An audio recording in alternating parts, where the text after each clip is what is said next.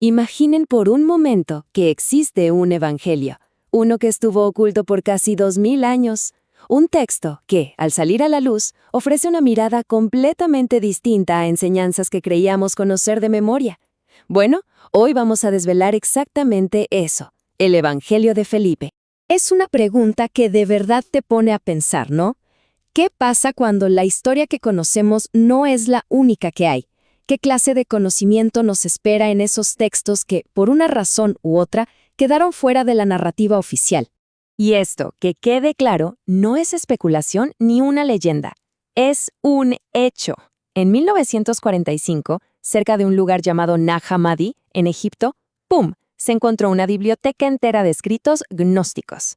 Y entre ellos, ahí estaba un texto atribuido a Felipe, uno de los apóstoles. Un evangelio perdido que, de repente, el mundo podía volver a leer. Muy bien, vamos a meternos de lleno en sus páginas. Este va a ser nuestro recorrido.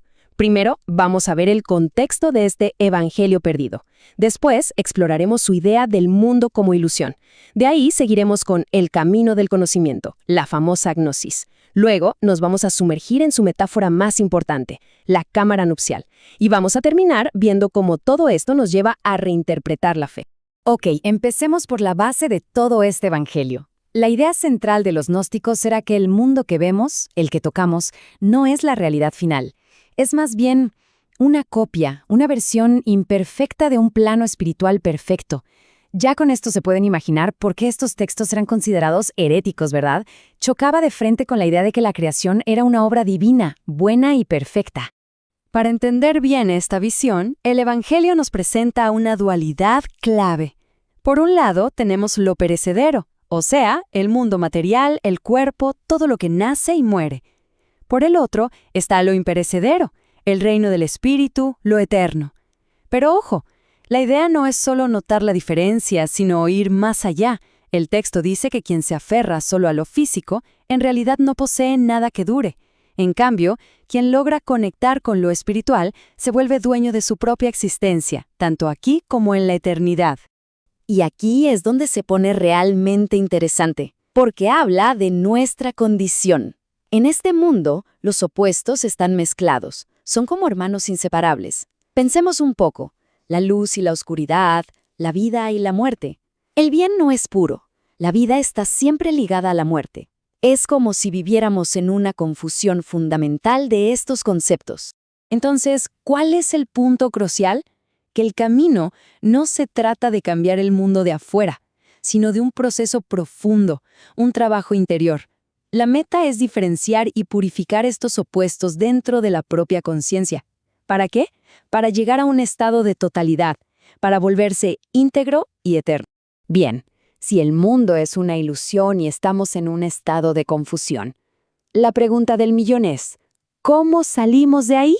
Bueno, el Evangelio de Felipe propone una solución bien clara, el conocimiento espiritual directo, un concepto conocido como gnosis.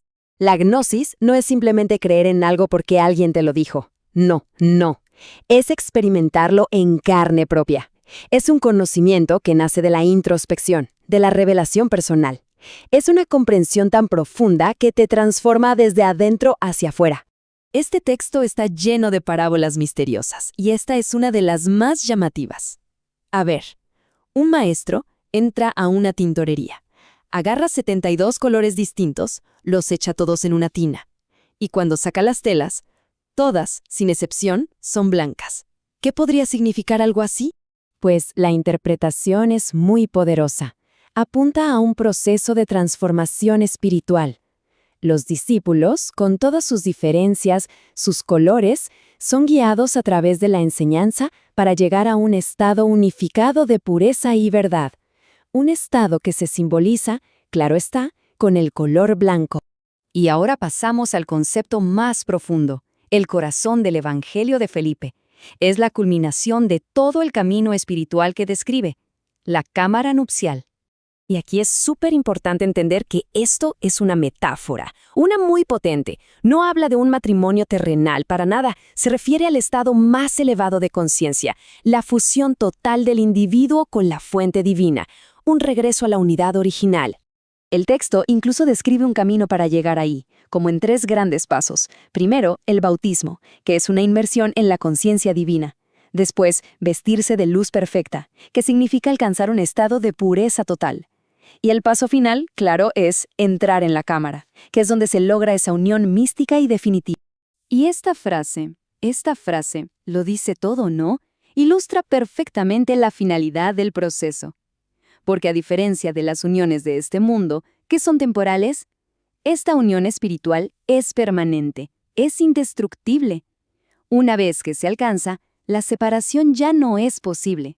Si vamos juntando todas estas piezas, nos damos cuenta de que el Evangelio de Felipe nos presenta una visión de la fe y la espiritualidad que se desvía bastante de las interpretaciones más comunes.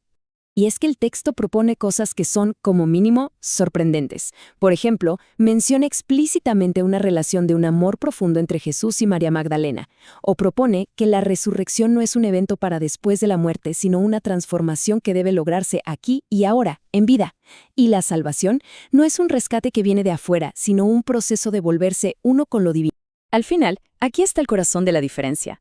Mientras que la fe, para muchos, se basa en creer, la gnosis se basa en saber, en el conocimiento directo. Es la diferencia entre confiar ciegamente en un mapa y haber recorrido el territorio personalmente. Y así, el Evangelio de Felipe nos deja con esta pregunta. Una pregunta poderosa. Nos invita a reflexionar sobre qué es el conocimiento, sobre la búsqueda personal de la verdad y sobre todos los misterios que quizá todavía se esconden más allá de las historias que siempre nos han contado.